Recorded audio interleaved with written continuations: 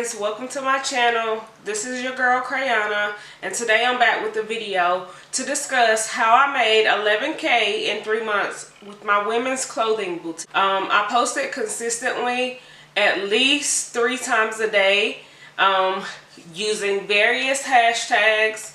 And for most of you who do not know, when you use those hashtags and people search those hashtags, your business will be in line with others that are using those same hashtags. So that's how a lot of people find your pages. Another thing that I used was Facebook ads. I was very new to Facebook ads, but I tried it anyway because I wanted customers that did not know me and that I did not know. Because for one, those tend to be the most supportive besides your family and friends. I know sometimes your family and friends may not be as supportive as you may want them to be, but I used the Facebook ads to gain new customers, new insight from customers all over the US, and I earned a lot of money that way. Another thing that I did was word of mouth. There were people who had purchased from me and the customer service was good, the quality of the product was good, the shipping was fast, and by those things being up to par for them as a customer, they would spread the word to other people who did not know me or who may have knew of me and sent those customers to me, and they were able to purchase from me. Like I said before, you have to be consistent in posting, even if it's just posting a quote or something inspirational. Other ways that helped me to increase my revenue was I added Afterpay and Sezzle to my website.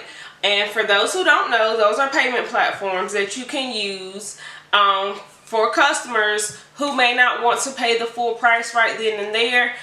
They can make payments for equal payments, no interest, no credit check. You're not always approved with Sezzle or Afterpay. It is a very helpful substitute for those wanting to shop who may be on a budget or who just don't want to spend a certain amount of money at once.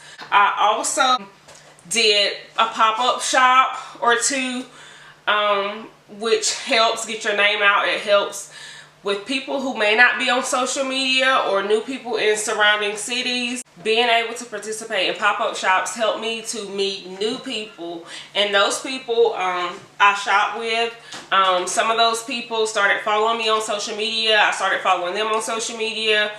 They would share my posts, I would share their posts. Besides participating in pop-up shops, I collabed with a couple YouTubers, and I was able to gain customers from those YouTubers who collab with my business, my brand. Another thing I did was giveaways. Giveaways. When you're building your customer base, you want to do giveaways.